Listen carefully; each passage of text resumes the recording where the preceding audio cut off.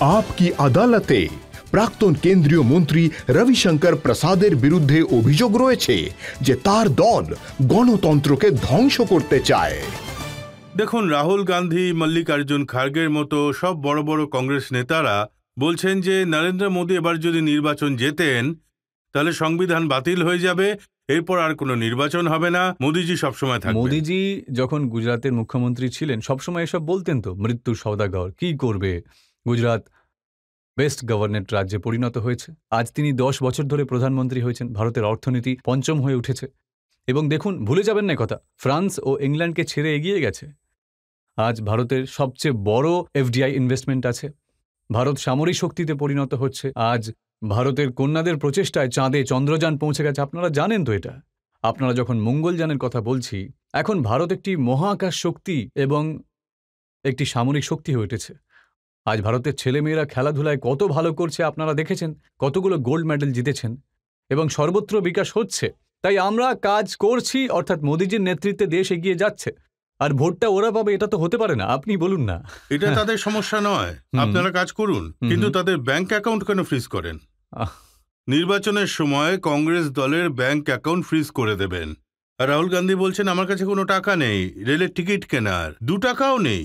রাজনৈতিক দলের টাকাতে ট্যাক্স কখনো হয় না, কিন্তু আপনাকে আপনার আয়কর রিটার্ন ফাইল করতে হয় তো, এবং এটা জানাতে হয় যে আপনি চেকের মাধ্যমে 20,000 টাকার উপরে কত পরিমাণ পেয়েছেন, কি এসেছে, আর অডিট করে দিতে হয়। সেটা না দিলে তদন্ত তো হবেই। কংগ্রেস পার্টি আয়কর রিটার্ন দাখিল করতে ভুলে গিয়েছিল, এতে নতুন কিছু নেই। যদি 2 নম্বরই অনেক টাকা আসে তাহলে সততার সাথে ট্যাক্স দিতে সমস্যাটা কোথায়?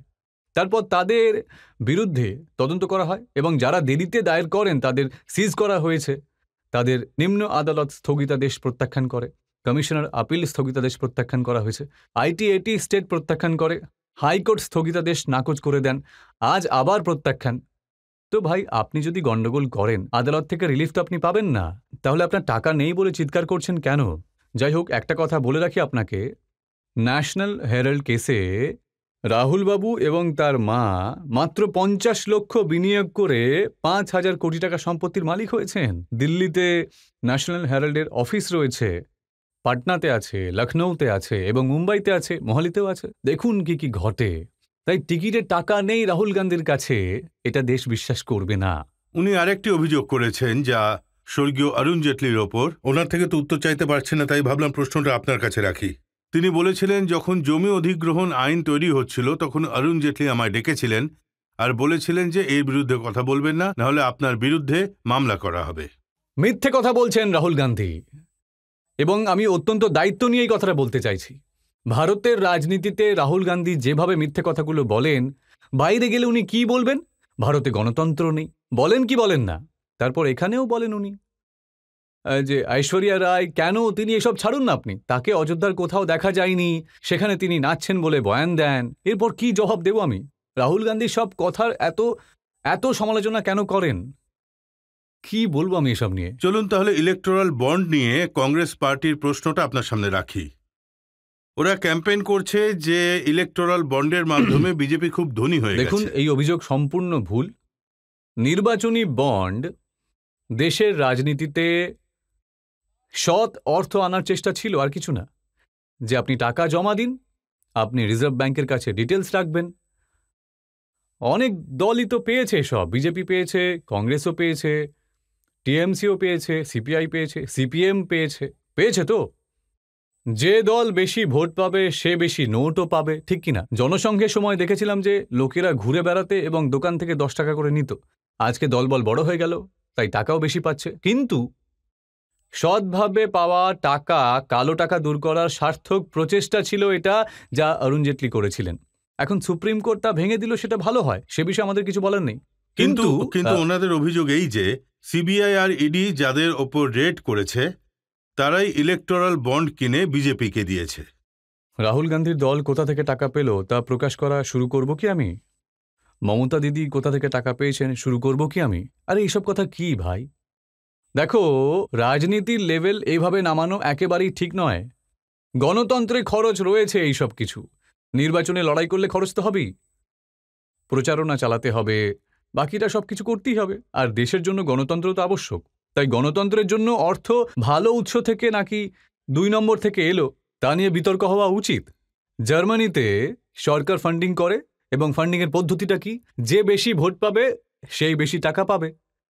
তাহলে রাহুল গান্ধী বাবু, আপনি ভোট পান না, তারপরও এত টাকা আপনি পান, তাহলে কেন চিন্তিত এত? কিন্তু এটা তো সত্যি যে কংগ্রেস পার্টির কাছে ইলেকশন কন্ডাক্ট করার মতো পয়সা নেই।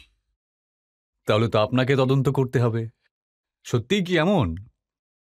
যারা 50-55 বছর ক্ষমতায় ছিলেন এবং আজও ক্ষমতায় রয়েছেন, তবে Congress party source of funding অনেক জায়গা থেকেই আসে। আজ আমি জানি না কেন আপনার সাথে রাহুল গান্ধীর জন্য এত সময় দিচ্ছি, কেন দিচ্ছি।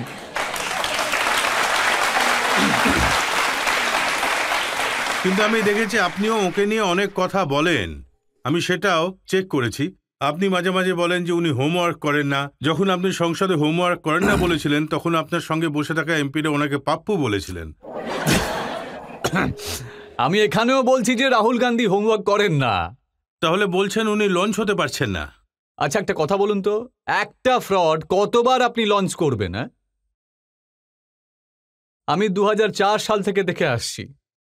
রাহুল গান্ধী গিয়ে বিপাসনা থেকে ফিরে আসেন, রাহুল গান্ধী খুব রিফ্রেশ হয়ে এলেন, তারপর বিজয় অর্জিত হয়, এরপর চলে গেলেন রাহুল গান্ধী। প্রেমের দোকান খুলতে শুরু করলেন, তারপর শুরু করলেন রাহুল গান্ধী। কতবার লঞ্চ করবেন আপনি? এই দেশ আর অগভীর রাজনীতি পছন্দ করে না। আমার কথাটা বুঝতে পারছেন তো? আপনি যদি একজন সিরিয়াস রাজনীতিবিদ হন, সিরিয়াসলি কথা বলুন, আপনার উদ্দেশ্য বলুন, আপনার নীতি বলুন, আমাদের বাস্তবায়নের কর্মসূচি বলুন, আমাদের উপর ছেড়ে দিন, আমরা দেখে নেব, তখন ভোট দিয়ে দেব। তাহলে এমন ভুলভাল কথা বলা কি ঠিক? আপনি বলুন না। আর কি বলেছিলেন যেন? মোদিবাবু আমার চোখে চোখ রাখতে পারবে না, বলতেন তো, সব সময় বলেন। এখন কি বলেন এসব? উনি বলেন যে মোদিজি ওনাকে ভয় পায়। এটা ঠিক কথা বলেছেন। এটার কি উত্তর দেব বলুন তো? উনি বলেন যে 5 মিনিট পার্লামেন্টে বললে ভূমিকম্প হবে। আপনাকে বলে রাখি, আমি তার বক্তৃতা শুনছিলাম। দল বলেছিল আমাকে জবাব দিতে হবে, আমি খুব গুরুত্ব সহকারে শুনছিলাম, এবং তারপর আমি উঠে দাঁড়ালাম এবং উনি চলে গেলেন। আমি ওনার বক্তৃতা শুনে ভূমিকম্পের জন্য অপেক্ষায় ছিলাম, কিন্তু ভূমিকম্প তো হলোই না। কেন এলো না? আমরা নিরাপদ এবং সুস্থ। উনি বলেন যে মোদিজি আদানির কথা অনুযায়ী চলেন, গোটা সরকার আদানির হয়ে কাজ করে। আরে এটা একেবারেই ভুল কথা। আদানির কাজ রাজস্থানে চলেছে কিনা যখন সরকার ছিল, যখন গ্যালোটের সরকার ছিল? আদানির কাজ কেরালায় চলছিল কিনা, যেখানে সিপিএম ক্ষমতায় আছে, সেখানে ওরা বন্দর তৈরি করেছে। আদানি কি অস্ট্রেলিয়ায় খনির কাজ শুরু করেছিল কি করেনি মনমোহন সিং যখন ভারতের প্রধানমন্ত্রী ছিলেন? আরে দেশের শিল্পপতিরা এগিয়ে যাচ্ছে, এ তো ভালো কথা। আমার আপনার কাছে প্রশ্ন, এখন বিরোধীরা একত্রিত হয়ে ইন্ডিয়া অ্যালায়েন্স গঠন করেছেন, তো আপনার মনে হয় তারা বিজেপির সঙ্গে প্রতিদ্বন্দ্বিতা করতে পারে? দেখুন, আপনারাই ঠিক করবেন কে বিজেপির সাথে কে টক্কর দেবে। দেশের জনগণ সিদ্ধান্ত নেবে এই বিষয়ে। কিন্তু দেশের মুড বলছে 400 ছাড়িয়ে যাবে, বুঝতে পারছেন আপনি? আর মানুষ যেভাবে কথা বলে, দেখুন তার কারণটা আমি আপনাকে বলছি আপনার অনুমতি নিয়ে। জনগণ স্থিতিশীল সরকারের সুবিধাটা কি সেটা নিজের চোখেই দেখেছে। যদি নেতা পরিষ্কার থাকে, দল পরিষ্কার থাকে, সরকার স্থিতিশীল থাকে, ভারত কত দূর পৌঁছায় তা আমরা দেখতে পেয়েছি। রজতবাবু, আপনার অনুমতি নিয়ে একটা কথা বলি। এখানে হয়েছিল তো সার্জিক্যাল স্ট্রাইক, আপনি তো দেখেইছেন বালাকোটেতে, ঠিক কিনা? ধরুন এই লোকেদের সরকার রয়েছে এবং সেনাবাহিনীর লোকেরা যদি বলে যে সার্জিক্যাল স্ট্রাইক করতে হবে, তাহলে তারা কি বলবে? দাঁড়াও, লালুবাবুকে জিজ্ঞাসা করি। লালুবাবুর সঙ্গে কথা হলো, দাঁড়াও ভাই, আমাদের মুসলমানদের ভোট চলে যাবে, আপনাদের আমি কালকে জানাবো। দক্ষিণ ভারত বলল কখনোই করবেন না, আমরা হেরে যাব। সুতরাং দেখা গেল যে 3 দিনের মধ্যে এত হট্টগোল হলো যে সমস্ত সন্ত্রাসীরা পালিয়ে গেল, আর সার্জিক্যাল স্ট্রাইক করাই যায়নি।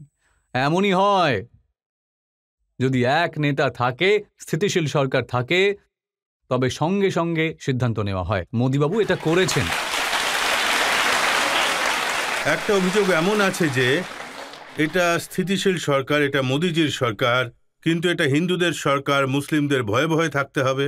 হিন্দু হওয়া কোনো পাপ নয়, সনাতন প্রেমী হওয়াও কোনো পাপ নয়। এদেশের সংস্কৃতিতে, সংস্কারে সনাতন রয়েছে। প্রভু রাম আছেন, প্রভু কৃষ্ণ আছেন, গীতা আছে।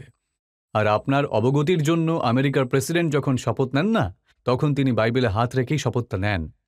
যদি আপনি ভারতের মূল সংবিধান খোলেন, সেখানে প্রভু রামের ছবি রয়েছে, মৌলিক অধিকারের উপরে প্রভু কৃষ্ণের ছবি রয়েছে। আজ যদি সেটা হতো তারা তোলপাড় সৃষ্টি করত। কিন্তু রবিশঙ্করজি, এর মানে তো এটা নয় যে দেশে মুসলমানরা আছে তাদের ভয় দেখাও। মোদিবাবু বলেছেন গরিবদের জন্য আবাসন দেওয়া হবে, তাহলে কি তা মুসলিম গ্রামে দেওয়া হয়নি? যখন মোদিবাবু সরকার বলেছিল তারা উজ্জ্বলা প্রকল্পে গ্যাস পাবে, তাহলে মুসলিম মা বোনেরা কি তা পায়নি? যদি মোদিবাবুর নির্দেশে digital India common service centre চালু করা হয়েছে এবং ভ্যাকসিন বিনামূল্যে দেওয়া হয়, তাহলে এটা কি বলা হয়েছিল যে মুসলমানরা তা পাবে না? দেখো, আমি একটা বড় কথা বলছি, আমরা মুসলিম ভোট খুব কম পাই, খুবই কম পাই। কি করা যাবে সেটা? তবে এটাও বলছি, মোদিবাবু সরকার এলে সবাই সবার সাথে থাকবে, উন্নয়ন সবার জন্য হবে। আমরা যখন ৮০ কোটি মানুষকে খাওয়াই, তখন কি আমরা কথা বলি যে মুসলিম গরিবদেরকে খাবার দেওয়া হবে না? আপনি যদি ১১ কোটি কৃষকদের পকেটে টাকা দেন, প্রতি বছরে ৬,০০০ টাকা দেওয়া হচ্ছে, তাহলে কি বলা হয় যে আপনি যখন একটি বোতাম টিপে টাকা পাঠান তাহলে মুসলিম কৃষকদের দেব না? আপনারা ওদের শরিয়াতে হস্তক্ষেপ করেন, তাদের ধর্মে হস্তক্ষেপ করেন, আপনারা কখনো তাদের ৩ তালাকের জন্য আইন তৈরি করেন। মোদিবাবুর নির্দেশে ৩ তালাকের আইন আনার সৌভাগ্য আমারই তো একমাত্র হয়েছিল। আমি এটা বলতে চাই, ৩ তালাক কেন হবে না? আমি এটা নিয়ে যখন গবেষণা করেছি, রজতবাবু, এখানে আমাদের অনেক বোন বসে রয়েছে, মেয়েরা বসে রয়েছে, ৩ তালাক, তালাক, তালাক, তালাক, বিয়ে শেষ। বলুন কেমন করে হলো এটা? বউ দেরি করে ঘুম থেকে উঠলে তালাক, তালাক, তালাক। রুটি পুড়ে গেল, তালাক, তালাক, তালাক, তালাক। ইউপিতে একজন বউ মোদিবাবুর বক্তৃতা শুনতে গিয়েছিলেন, ফিরে এলেন, তালাক, তালাক, তালাক। একজন আইটি প্রফেশনাল আমার সাথে দেখা করতে এসেছিল, আমার চোখে জল এসে গেছিল শুনে। বলল, আমি একজন আইটি প্রফেশনাল, আমার স্বামী দুবাইতে থাকে, আমার ৩য় কন্যা জন্ম হলো। হোয়াটসঅ্যাপে লিখে দিল, তালাক, তালাক, তালাক। হাসির কোনো ব্যাপার নয়, পাকিস্তানেও তা নিয়ন্ত্রণ করা হয়েছে, ইরানে হয়েছে, ইরাকে হয়েছে, জর্ডানে, মালয়েশিয়াতে হয়েছে। এখানে শুধু ভোটের কি হবে? আরে যখন ৩ তালাকের আইন এলো, রজতবাবু, সোনিয়া ম্যাডাম বা মায়াবতী ম্যাডাম বা মমতা ম্যাডাম সবাই বিরোধিতা করেছিলেন। মোদিবাবু বলেছিলেন তিনি এটা করবেন, এবং আমরা বলেছি যে তিনি জেলেও যাবেন। আজকে দেখুন কম হয়েছে। তাহলে ৩ তালাকের পাপ আমরা বহন করে চলেছি কিসের জন্য? শুধু ভোটের জন্য। এটা তো আমাদের গর্ব, আমাদের প্রধানমন্ত্রীর জন্য। নির্বাচন উপলক্ষে সিএ আইন কার্যকর করা হয়েছে। এখন মুসলমানদের বলা হচ্ছে যে তাদের কাগজপত্র চাওয়া হবে। একেবারেই ভুল কথা।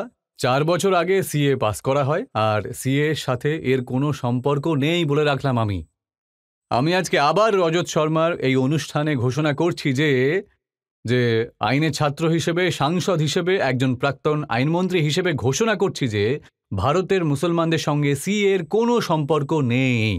এটি শুধুমাত্র এবং কেবলমাত্র আফগানিস্তান, পাকিস্তান, বাংলাদেশে বসবাসকারী হিন্দু, শিখ, পার্সি এবং খ্রিস্টানদের ভারতে আসতে সাহায্য করার জন্য।